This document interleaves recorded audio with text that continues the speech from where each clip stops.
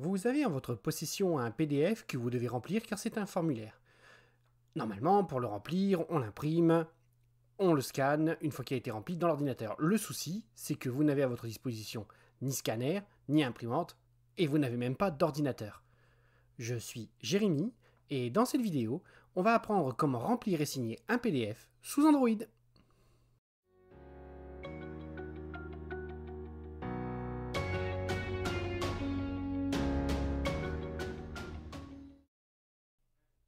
Ok, donc on va voir ensemble l'application qui pour moi permet en fait de remplir des formulaires sans problème sous, sous Android, c'est l'application Foxit PDF Editor. Donc je vais l'ouvrir. Dans cette application en fait je vais aller chercher un PDF que je pourrais remplir. Donc on va dire par exemple ici le formulaire qui se trouve là. Donc je vais l'ouvrir. Donc j'ai ici un formulaire, donc j'ai déjà fait quelques tests dessus, mais on va voir ce qu'on peut faire comme remplissage. Première chose, on va voir les zones de texte. Alors ce que je vous conseille en premier, même si on est sous Android et donc sur des petits écrans, je vous conseille en fait de zoomer en pinçant au niveau de l'écran, de choisir le champ qui est un peu qui vous intéresse. Donc là par exemple le nom, je vais essayer d'écrire dessus. Et pour pouvoir écrire au niveau du nom, ce que vous allez faire, c'est que vous allez prendre le champ texte qui se trouve ici en haut. Vous vous assurez bien en prenant la couleur que le texte est bien en noir. On va se mettre ici sur le nom et je vais donc saisir ce former. Voilà, une fois que le texte a été saisi, donc je peux, en sélectionnant l'outil texte, je peux à ce moment-là pouvoir sélectionner mes champs et vous voyez ici les déplacer pour bien les mettre comme il faut au niveau des lignes. Alors pourquoi c'est important d'avoir zoomé en fait de cette manière? C'est parce que si jamais je suis dézoomé comme ça, je peux par exemple si je sélectionne ce champ se former, vous voyez, le champ se former, le nom que j'ai saisi, je ne le vois plus. Donc je ne peux plus le déplacer. Tout ce que je peux faire, c'est soit le modifier, soit en changer l'apparence, l'aplatir, c'est-à-dire l'intégrer dans mon PDF, soit le supprimer. Donc ce que je vous conseille, c'est de cliquer sur le côté, de bien agrandir votre PDF pour voir votre champ. Alors là, c'était un petit peu trop, on va dire comme ça plutôt.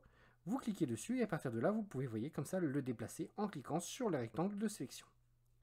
Une fois que ça a été fait, on va voir les autres champs qui se trouvent ici, donc les fameuses cases à cocher.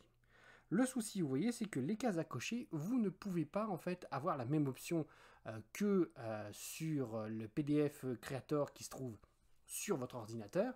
Vous ne pouvez pas remplir grâce à un PDF Reader de la même manière. Ce qu'on va faire là maintenant, c'est qu'on va prendre un petit subterfuge. On va prendre le crayon qui va nous permettre en fait de réaliser des coches comme ceci à la main. Alors une fois que j'ai réalisé ces coches à la main, tant que l'outil est actif, je peux, vous voyez, cocher des cases, je peux faire des croix si je veux. D'accord ? Une fois que j'ai désélectionné l'outil, à ce moment-là, mes fameuses coches que je viens de faire sont des objets que je peux, vous voyez ici, modifier, que je peux réduire, que je peux également déplacer. Alors pourquoi toutes mes coches sont sélectionnées en même temps? Tout simplement parce qu'en fait, je n'ai pas désélectionné l'outil de dessin avant de modifier mes coches. Je m'explique. Je fais une coche ici, d'accord? J'enlève l'outil de sélection. Vous voyez qu'ici la coche est toute seule. En revanche, je refais à nouveau mon outil et je fais deux dessins. On va dire par exemple un point d'interrogation et une croix. J'enlève mon outil de dessin. Si jamais je sélectionne, vous voyez qu'à ce moment-là, vous avez le point d'interrogation et le X qui sont ensemble, puisqu'entre deux, je n'ai pas désélectionné mon outil de dessin, donc il considère que mes deux traits font partie du même dessin. Là, je vais supprimer, j'en ai pas besoin. Maintenant, je suis en dessous et vous avez ici des cases que je dois entourer, mais il n'y a pas de souci. Je peux prendre l'outil de crayon et entourer à la main. L'autre chose que je peux faire aussi également, c'est que je peux prendre ici la zone, l'outil qui me permet de créer des rectangles et je peux à ce moment-là créer un rectangle. Je peux dans ce rectangle, je peux le modifier. Je peux par exemple dire qu'il aura la couleur violette, par exemple, avec une épaisseur de 100%. Alors non, ça a été dessiné, je dis une bêtise. Hop, il faut que je le sélectionne d'abord. Une fois que j'ai sélectionné, je peux changer l'apparence et je peux dire que je vais le mettre en violet. Voilà. Et là, vous voyez que mon rectangle est violet. Pour la signature, vous n'avez pas de champ particulier. Tout ce que vous pouvez faire à ce moment-là, c'est vous mettre dans le coin où vous voulez mettre votre signature. Vous prenez le crayon et vous faites une signature. L'autre option qui aurait été possible, c'est de créer un tampon, mais c'est quand même un outil qui est assez compliqué, donc c'est pour moi la façon la plus simple et la plus rapide de remplir un PDF sur un Android.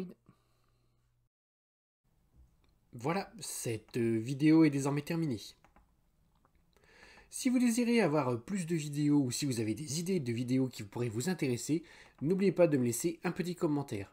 N'oubliez pas également de cliquer sur le pouce vers le haut, ça encourage toujours. Je vous dis donc à bientôt et surtout n'oubliez pas que la seule question idiote, c'est celle qui n'est pas posée.